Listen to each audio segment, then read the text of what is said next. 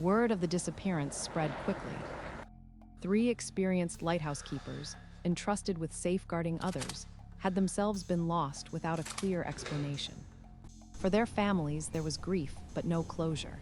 On the mainland, people struggled to accept that 3 men could vanish so completely. In an age just stepping into the 20th century, with increasing technology and communication, this kind of mystery felt almost old-fashioned. No trees, no shelter, and usually no people. And yet, it was entirely real. Soon, rumors rose to fill the empty spaces. Some claimed the logs contained references to strange fears or unnatural visions, claims that later researchers found to be untrue or added long after the fact. For centuries, sailors dreaded this area. Storms rolled in with little warning. Waves rose high against hidden rocks, and ships could vanish in rough winter seas. The Flannan Isles were not a destination. They were a warning. To make this dangerous crossing safer, a lighthouse was finally built on the largest island, Eilean Mor. For over a century, the Flannan Isles have kept their secret. Construction finished in 1899. A tall white tower with its powerful revolving light rose above the cliffs, promising guidance in the darkest nights. Manned lighthouses in this era were demanding and lonely. 3 keepers would work in shifts, with 1 man ashore on leave whenever possible. They lived in small stone buildings attached to the tower, often cut off for weeks by weather. Their role was simple in wording, complex in practice. Keep the light burning, keep the machinery in order, and record everything. They were caretakers of safety for countless strangers at sea. In return, they accepted isolation, routine, and the quiet weight of responsibility. At the end of 1900, the Flannan Isles Lighthouse was still new. The keepers posted there were experienced, steady men, trusted by the Northern Lighthouse Board. 3 men on duty in a lonely lighthouse off the coast of Scotland simply disappeared. The principal keeper was James Duckett, a careful, methodical man in his 40s. His second assistant was Thomas Marshall, younger, conscientious, and known for taking his duties seriously. The third man was Donald MacArthur, known as an occasional keeper, stepping in to cover for another man on leave. By all accounts, there was nothing extraordinary about these 3 men. They were not adventurers, not outcasts, not seeking mystery. They were simply doing their jobs. Supplies and relief keepers arrived by ship from the mainland, weather permitting. The pattern was well established. Signals would be watched, logs kept, and the lighthouse would always show its light. Reliability was everything. But as December 1900 rolled in, the Atlantic began to show its winter mood. No distress signals.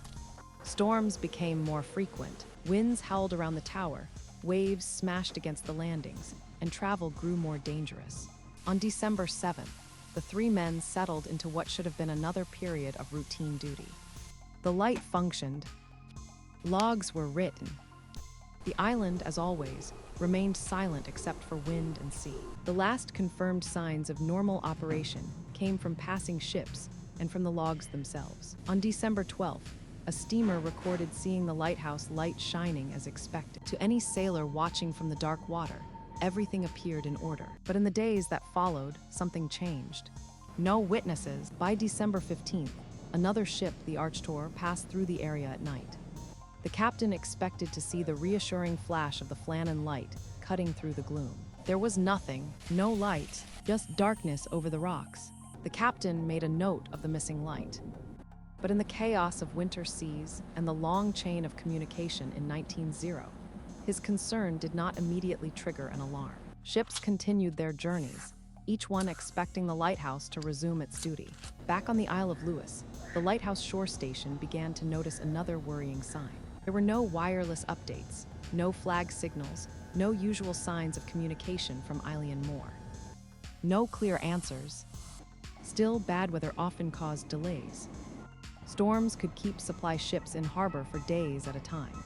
The relief vessel, the Hesperus, was scheduled to sail to the island around December 20th. But a fierce storm lashed the region, making the crossing too dangerous. Days went by. The sea finally calmed enough to attempt the journey on December 26th. On that cold, gray day, the Hesperus set out at last under Captain James Harvey. On board was a relief keeper, Joseph Moore, prepared to replace one of the men at the lighthouse. For him, it should have been a routine trip. As the Hesperus drew near the island, the crew scanned the cliffs for movement. This is not a legend from the distant past. There should have been a flag flying or men waiting at the landing, or at the very least, a sign that they had been seen. No one appeared. No signal flag flew. The lighthouse windows stared back, blank and distant. Captain Harvey ordered a rocket fired into the air. Its sharp report echoed over the rocks. Still, there was no response from the island. Unease spread through the crew. Harvey knew the lighthouse should never be left unattended. Something was wrong. It happened in the winter of 1900. The captain ordered Joseph Moore ashore. The sea was still rough and the landing perilous, but Moore managed to reach the stone steps cut into the rock at the east landing. As he climbed toward the lighthouse, he felt a growing sense of dread. He later said he had a strange feeling as he approached the silent station. The gate to the compound stood closed, but unlocked. The main door was shut, but not bolted from the inside. He entered the building. The interior was in a strange state of half-completion, as if life had been paused, not ended. The clocks inside had stopped. In the kitchen, crockery lay on the table. Everything about the scene looked ordinary, until you realized what was missing. A meal had been set out, but never finished. One chair was toppled, as if someone had risen quickly. 2 sets of oilskin coats, heavy waterproof gear, were missing from their hooks. A third still hung there undisturbed. This small detail would become one of the enduring puzzles of the case. The beds were unmade, but not in a way that suggested panic. The lighthouse lamp was clean and prepared, showing that at some point, routine had continued as normal. But everywhere Moore looked, there was the same absence. No men, no obvious sign of struggle. The supply ship came expecting 3 men and a routine handover. Instead, it found a silent lighthouse, a half-eaten meal, and an island that refused to explain where its keepers had gone. To understand this mystery, we have to begin far from the romance and fear that grew around it.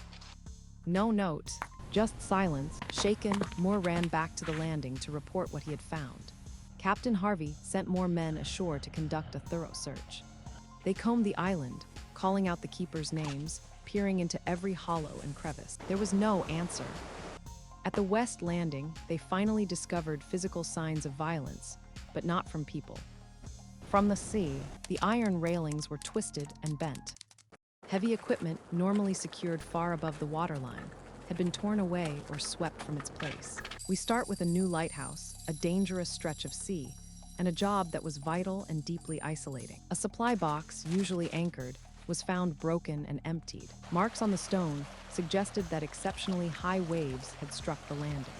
One report noted damage more than 30 meters above normal sea level, a reminder of how immense the Atlantic can be in a winter storm. Back at the lighthouse, the men studied the logbook. The last entries, written in a careful hand, described routine tasks. The final note was dated December 15th. After that, nothing. The written record of 3 men simply stopped. With no bodies, no eyewitnesses, and no direct sign of what had happened, the Hesperus could not linger.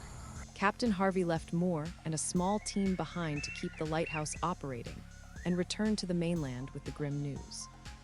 At the edge of the Outer Hebrides, about 20 miles west of the Isle of Lewis, lies a small group of rocks called the Flannan Isles. An official investigation was ordered by the Northern Lighthouse Board. Superintendent Robert Muirhead, who knew the keepers personally, traveled to the island to examine the scene himself. He went over every detail: the closed but unlocked doors, the stopped clocks, the missing coats, the damage at the west landing. Muirhead tried to reconstruct the men's final hours. His conclusion, while careful, leaned toward one explanation: a tragic accident fueled by nature's power and human duty. His report suggested that during severe weather, the men had gone down to the exposed west landing to secure equipment or check on damage. They are steep, windswept, and almost entirely bare. One man may have been in danger or already struck by a wave, and the others could have rushed to help. In doing so, all 3 may have been overwhelmed by a sudden, enormous surge of water. The theory fit the physical evidence: the damage to the landing, the missing coats, the otherwise orderly lighthouse. But because no one saw it happen, the exact sequence remained guesswork. And where certainty ends, stories begin.